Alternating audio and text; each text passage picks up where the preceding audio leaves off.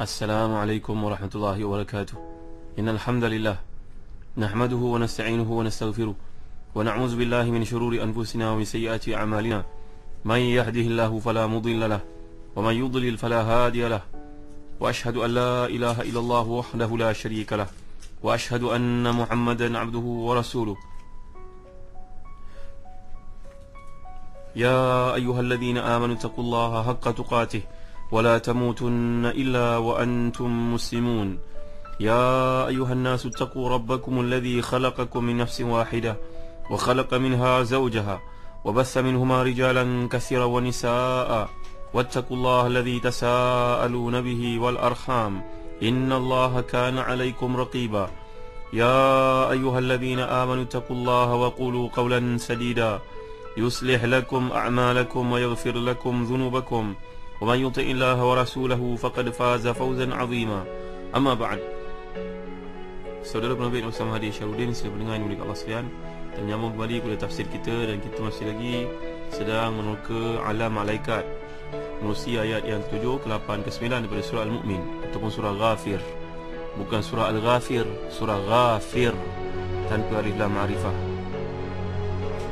tapi Al-Mu'min. Iaitulah firman Allah Subhanahu wa taala mulai pada ayat 7, A'udzu billahi minasyaitonir rajim. Alladzina yahmiluna al-arsha wa man hawlahu yusabbihuna bihamdi rabbihim wa yu'minuna bihi wa yastaghfiruna lilladzina amanu Rabbana wasi'ta kulla syai'in rahmatan wa 'ilman faghfir lilladzina tabu wattaba'u sabilaka wa qihim 'adzabal jahim. Rabbana wa adkhilhum jannati 'adnin allati wa'adtahum wa man salaha min abaihim wa azwajihim wa dhurriyyatihim innaka antal azizul hakim. Waqihimus sayyi'at wa man taqis sayyi'ati yawma idzin faqad rahimtah wa man taqis sayyi'ati yawma idzin faqad rahimtah wa dzalika huwal fawzul 'adzim. Malaikat-malaikat mengikut arash dan malaikat yang berada di kelilingnya bertasbih memuji Rabbnya, dan mereka beriman kepadanya serta memintakan ampun bagi orang-orang yang beriman seraya mengucapkan, Ya Rabb kami, rahmat dan ilmu-Mu meliputi segala sesuatu, maka berilah ampunan kepada orang-orang yang bertaubat dan mengikuti jalan Kau, dan peliharalah mereka dari siksaan neraka yang menyala-nyala.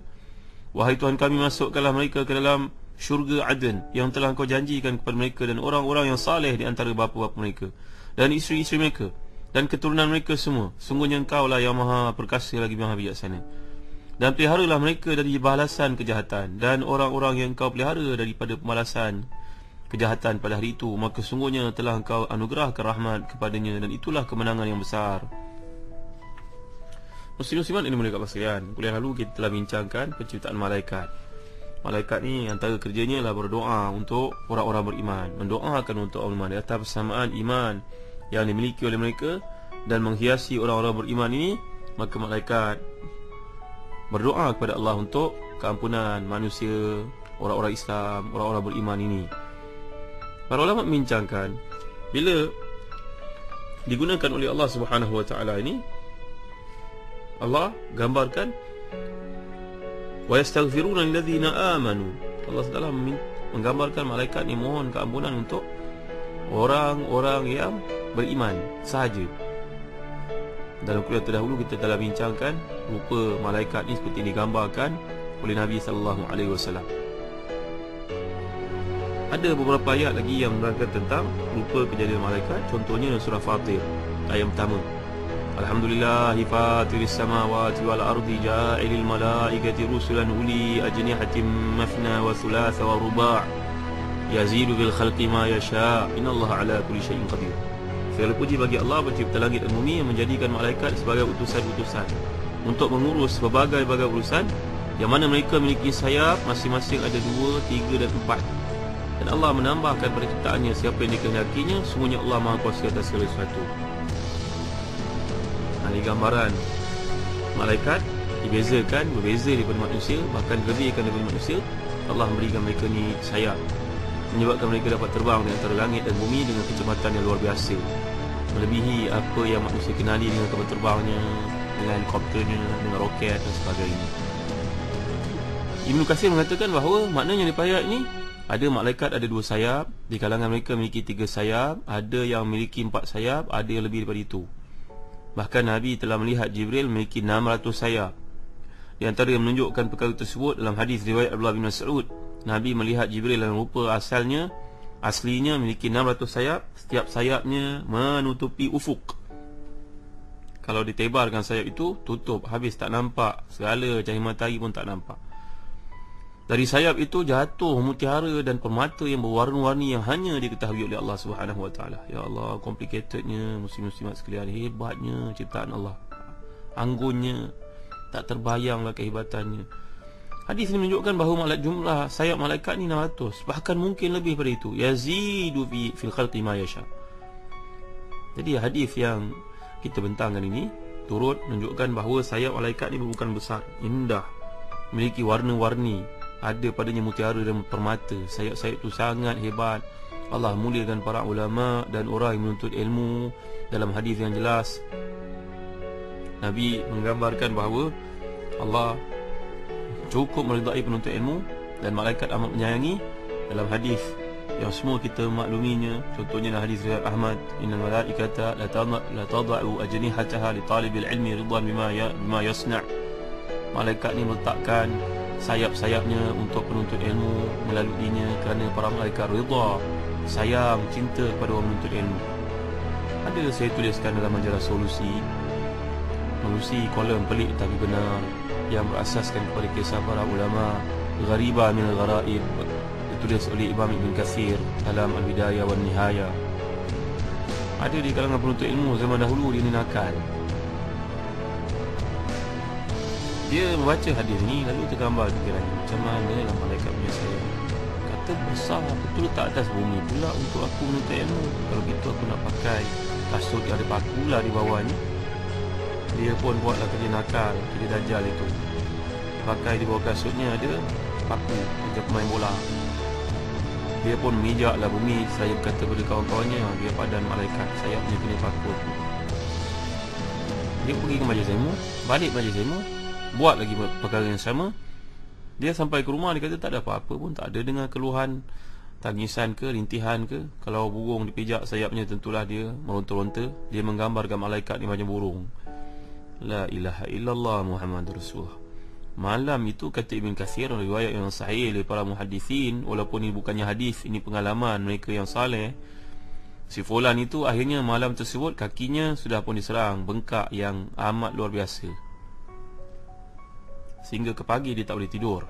Bengkak itu makin hari makin membesar, macam orang kena penyakit apa dipanggil tu, kaki membesar, macam kaki gajah apa dipanggilnya. Membesar, akhirnya tidak ada peluang untuk disembuhkan, dirawat, hingga dipotong. La ilaha illallah Muhammad Rasulullah. Jangan main hadis saudara. Kalau perkara itu tidak masuk akal saudara, jangan dipertikaikan. Madailah setakat itu, kerana saudara ni, pada saudara ada keraguan.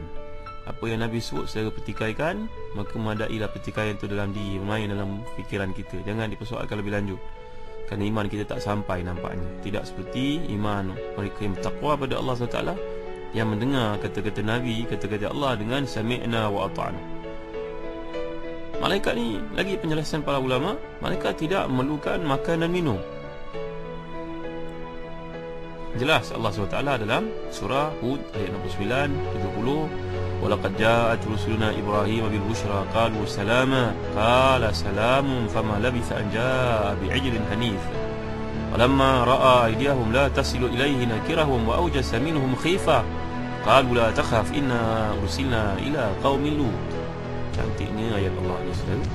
Belajarlah bahasa Arab, kita faham, kita baca Quran ni berinteraksi direct dengan ayat Allah. Allah seronoknya bercucuran air mata kalau kita memahami ayat Allah. Cantiknya susunan perubahan. Maksudnya, sungguhnya utusan-utusan kami malaikat telah datang kepada Ibrahim dengan bawa kabar gembira. Mereka mengucapkan selamat. Nabi Ibrahim menjawab, selamatlah. Assalamualaikum ya Ibrahim. Waalaikumsalam. Maka tidak lama kemudian Ibrahim pun menyembelih daging anak lembu yang dipanggang. Maknanya makanan yang paling enak, daging yang lembut. Anak lembu ni maknanya besar, sedap, dagingnya dipanggang. Bukan bagi lembu tua, lembu yang paling sihat, yang paling subur, yang paling cantik, yang paling enak, lembut dagingnya. Bila dilihat Nabi Ibrahim bahawa hidangan telah pun dihidangkan, tangan mereka tidak menjamahnya. Nabi Ibrahim merasa takut. Mula merasa pelik dan rasa takut. Kalau kita ni melihat daging kambing pun dimasak, dipanggang, meleli air liur. Daging lembu begitu juga, sate umpamanya, kan menyelera kan. Tapi nampaknya tetamu-tetamu ini tidak menjamahnya. Nabi Ibrahim mula rasa gentar, ni siapa ni? Adakah mereka datang untuk niat yang jahat? Tiba-tiba menjawablah tetamu-tetamu yang dimuliakan itu. Kita belajar daripada ayat ini saudara, ada banyak perkara sebut Syed Qutb dalam tafsirnya Fi Zilal Quran. Alhamdulillah, Fi Zilal Quran telah pun diperbaharui, cetakan barunya oleh Pustaka Darul Iman. Sangat baik untuk kita miliki. Kita bacalah muslim-muslimat sekalian, memahami bahasa Al-Quran ni dari perspektif Syed Qutb, seorang ahlul lughah, seorang adib, seorang sastrawan. Cantiknya, Nabi Ibrahim rasa bimbang, takut. Adakah tetamu ni berniat jahat padaku? Kenapa tidak memakan? Rupa-rupanya barulah Nabi Ibrahim tahu itu malaikat. Malaikat ni kadang-kadang datang dalam rupa manusia. Pada zaman Nabi, datangnya malaikat kepada Nabi dalam rupa Dihya Al-Kalbi. Dihya Al-Kalbi ni seorang daripada sahabat Nabi yang cukup segar, cukup hebat penampilannya. Tinggi, tegap, mukanya handsome, rambutnya hitam, jambang, kemas. Maka datangnya malaikat sering dalam rupa Dihya Al-Kalbi. Siapa Dihya Al-Kalbi ni, tuan? Nanti saya akan jelaskan kemudian.